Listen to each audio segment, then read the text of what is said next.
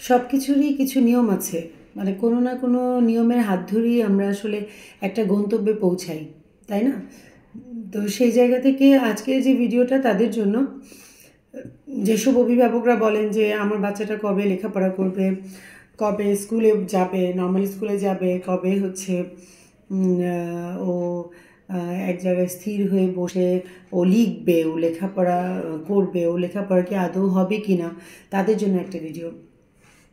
তো আসলে মানে নর্মালি আমাদের যে রেগুলার বাচ্চারা আছে তারা একের পর এক, মানে আমরা এখন যদি ধাপের মধ্যে ফেলতে চাই লেখাপড়ার বিষয়টা, তাহলে রেগুলার বাচ্চার ক্ষেত্রে আসলে এভাবে চিন্তা করি না। ওরা প্রথমে রং করতে শেখে, আঁকিবুকি দিতে শিখে, রং করতে শেখে, তারপর শেপের মধ্যে রং করে, তারপরে ডট মিলায়, ধীরে ধীরে ধীরে ধীরে তারপরে ও লেখার জায়গাটায় পৌঁছায়। কিন্তু এভাবে কি কখনো চিন্তা করেছি?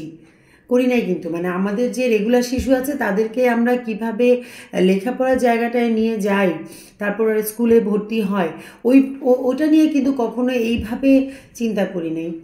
তো চিন্তা করলে বুঝে যেতাম, বা বিশেষ শিশুর মায়েরা অন্তত বলতে পারতো যে আচ্ছা, তাহলে এই বিষয়গুলা ধরেই বা এই বিষয়গুলোর হাত ধরেই আমরা একটা জায়গায় পৌঁছাই। ঠিক আছে? তো সেটা চিন্তা করি না। তো আজকে যে ভিডিওটা সেটা হচ্ছে বিশেষ শিশুর মায়েদের জন্য। আমি জাস্ট অক্ষর পর্যন্ত কিভাবে যেতে হয়, অক্ষর পর্যন্ত যেতে হলে কি কি করতে হয়, এই জিনিসগুলা আমি আপনাদের আজকে দেখাবো।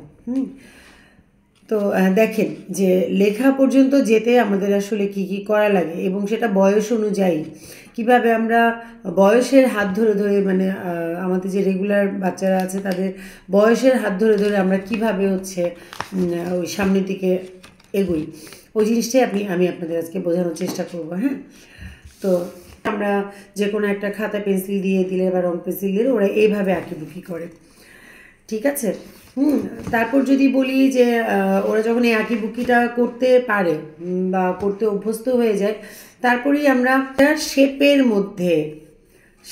মধ্যে ওই আঁকিবুকিটা দিতে চেষ্টা করে, মানে যে আঁকিবুকিটা ছিল এইরকম যেন তেন করে, সেটাই হচ্ছে একটা শেপের মধ্যে। এটা হচ্ছে কন্ট্রোলড, মানে আমরা কন্ট্রোল করছি ওকে যে তুমি এর বাইরে আঁকিবুকি দিতে পারবা না। তারা এই ডটটা করতে পারে, মানে একটু দূরে দূরে দূরে দূরে ডট দিয়ে দিলে সোজাও দিতে পারবে, আবার বাঁকাও দিতে পারবে, আবার এটার সাথে এটা মিলিয়ে ফেললাম এরকমও দিতে পারবে, একা একাই পারবে, যেহেতু শুরুটা হয়েছে কিন্তু আঁকিবুকি দিয়ে, তারপর কন্ট্রোল, তারপর ডট। তারপর এখানে যেতে পারি আমরা র্যান্ডম ডট। এটা আরেকটু কঠিন, আরেকটু, মানে ওই যে ওর বড় বড় ডট বা ওখান থেকে এসে র্যান্ডম, আমি এখানে অনেক বড় করে দিয়েছি, এত বড় না, আরও কাছাকাছি হবে, আরও ছোট ছোট হবে। একটু এটা হবে একটু জটিলভাবে হবে, হ্যাঁ, জটিল আকার থাকবে, সেটা ও এটা চেষ্টা করবে ডটটাকে কীভাবে কী করলে কোন শেপে আনা যায়। ঠিক আছে? তারপরে এবার আসি আমরা লাইনের ক্ষেত্রে। ঠিক আছে? এই লাইনগুলা ও আঁকতে পারবে, ও দিতে পারবে। এটা আসলে একটা সংখ্যা লেখার প্রস্তুতি হতে পারে, অক্ষর বা সংখ্যা লেখার প্রস্তুতি হতে পারে। ওদের তখন পেন্সিলটা কন্ট্রোল, ওদের হাতে কন্ট্রোল করে ওরা ধরতে পারছে। ঠিক আছে? তারপর ওরা এই টাইপের যে কোনো দাগ ওরা দিতে পারবে। তারপরে দেখেন কার্ভস, এটা কিসের ইয়ে মানে শুরু, সেটা হচ্ছে সি ও এগুলো লেখার শুরু কিন্তু এটা। হ্যাঁ, ও চাইলেই এভাবে একবার এদিকে একবার ওদিকে করে করে দিতে পারবে, বা জিগজ্যাগ স্টাইলে এভাবে দিতে পারবে। এটা বলে এই প্যাটার্নটা পারবে 4 থেকে 4.5 বছরের বাচ্চারা।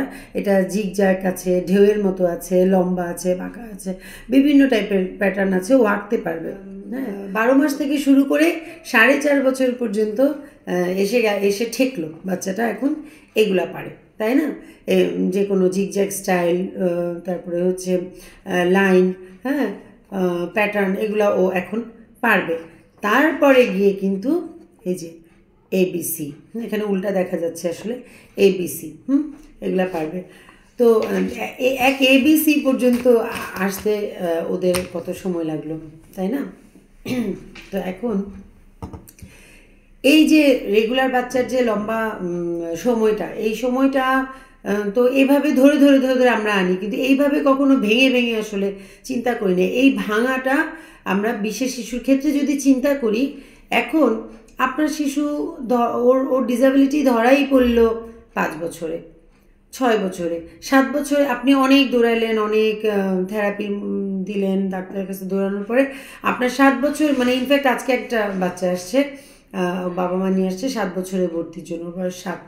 তো এই 7 বছরে এনে তারপর উনি এখানে ভর্তি করাতে আসলেন, তাই না? তো এখন কি দিয়ে শুরু করব বলে? তো এখন কি করতে হবে? ও ছুঁড়ে ফেলে, ও হাত কামড়ায়, ও মোবাইল ছাড়া কিছু বুঝে না। তো ওকে তো আগে আমার ঠিক করতে হবে, মোবাইল থেকে দূরে সরাইতে হবে, একটা ডায়েটের নির্দিষ্ট একটা ডায়েটের মধ্যে আনতে হবে, নির্দিষ্ট একটা রুটিনে আনতে হবে, ওর কামড় দেওয়া খামচি দেওয়া কমাইতে হবে। কমানোর পরে ওকে বসাইতে হবে, ও সিটিং হ্যাবিট আনতে হবে, আই কন্ট্যাক্ট আনতে হবে। এগুলো সব আনার পরে গিয়ে তারপরে ওকে আমি কিন্তু এভাবে চিন্তা করতে পারি। হ্যাঁ, তো এখন যদি বলি যে 7 বছরে যখন ওকে আনলো, ওর আমার ওই জায়গায় পৌঁছাতে পৌঁছাতে যদি আমার 11 বছর হয়, 8, 9, 10, 11, ধরেন 4 বছর যদি হয়, তাহলে 11 বছরে যদি ও শুরু করে, সেটা গিয়ে 12, 13, 14 বছরে গিয়েও ঠেকতে পারে, তাই না? 14 বছরে কি বাচ্চা 1-এ পড়বে, প্লেতে পড়বে বা নার্সারিতে পড়বে? আপনি সেটা মানতে পারবেন? আপনার ভালো লাগবে? লাগবে না, তাই তো? তাহলে কি করা যায়? এখন আমাকে যদি জিজ্ঞেস করেন, তাহলে আমি বলবো যে ও নিজের নামটা লিখতে শিখুক, ও মোবাইল নাম্বারটা লিখতে শিখুক, ও বাসার ঠিকানাটা লিখতে শিখুক, বাবার নাম মার নাম লিখতে শিখুক। আমি বলবো এটা 14-15 বছরের স্পেশাল বাচ্চা এই জিনিসগুলো জানুক, ঠিক আছে? তারপরে গিয়ে ভকেশনালের কাজ ধরা দিতে পারেন, মানে হাতে কলমে যে কাজগুলা, ব্লগ করা, হ্যাঁ, বা নিজের কাজটা নিজে করা, দরকার হলে রান্না করবে, সমস্যা কি? ঘর ঝাড়ু দিবে, ফার্নিচার মুছবে, নিজের ঘরে সুন্দর করে সব কিছু গুছিয়ে রাখাটাও তো একটা স্কিল। তাহলে এটা ভালো, নাকি হচ্ছে লেখাপড়ার পিছনে আপনি চিন্তা করতে করতে শেষ, ওকে ফোর্স করতে করতে শেষ, ওর এডিএল নাই, ওর নিজের আত্মপরিচর্যামূলক দক্ষতা নাই, সেই পর্যন্ত আসুক, তারপরে আমরা লেখাপড়ায় যাই, বা আল্লাহ চাইলে কি না হয়। তো যদি না হয়, তাহলে কি আমরা বসে থাকবো? আমরা তো বসে থাকবো না। ওর যে কোনো একটা দুটো স্কিল নিয়ে আমরা সামনের দিকে যাব, তাই না? তো ডাক্তাররাও বলে, বা বাবা মারাও নর্মাল স্কুলে দিতে চায়, নর্মাল স্কুলে দিলে আমার বাচ্চা নর্মালদের সাথে থাকতে থাকতে নর্মাল হয়ে যাবে। পসিবল? বলেন তো, সম্ভব? ওর আচরণ ঠিক না করে আপনি নর্মাল একটা স্কুলে নর্মাল বাচ্চার মধ্যে দিয়ে দিলেন, ওখানে কোনো শ্যাডো টিচার নাই, কোনো স্পেশাল এডুকেটর নাই, বাচ্চাটা এমনি এমনি ঠিক হয়ে যাবে? এটা পসিবল? ওকে তো আগে একটা লাইনে আনতে হবে। এখন 14 বছরে যদি বলেন যে হ্যাঁ, ও 14 বছর আসলে তখন কি নর্মাল স্কুলে দিতে পারবেন? 14 বছর হলে ও যদি স্থির হয়ে বসে, ও যদি লিখে, ও যদি টিচারের কথা শোনে, দেন কোনো একটা নর্মাল স্কুলে দিতে পারেন, প্রাইমারি স্কুলে দিতে পারেন, সমস্যা নেই তো। আপনি যদি চিন্তা করতে পারেন যে হ্যাঁ, আমার বাচ্চাটা স্পেশাল বাচ্চা, ওই যে বলেছি না, সবসময় বলি যে আপনার আগে মানতে হবে যে আপনার বাচ্চাটা বিশেষ, এটা আগে মানতে হবে, তারপর আপনি তাকে নিয়ে পজিটিভলি সামনে আগাইতে পারবেন। তো 14 বছরের বাচ্চা যদি ওর যদি আচরণগত সমস্যা কমে যায়, ও যদি বসে, ও যদি টিচারের কথা শুনতে পারে, তাহলে ওকে একটা প্রাইমারি স্কুলে দেওয়াই যায় না? লেখাপড়া যদি করানোই যায় না, বলেন? তো যারা বুঝের তাদের জন্য আসলে ছিল এই ভিডিওটা। হ্যাঁ, আমার এই ভিডিওগুলো করার পিছনে উদ্দেশ্যই হচ্ছে যে আপনারা বুঝেন আসলে বিষয়টা কি।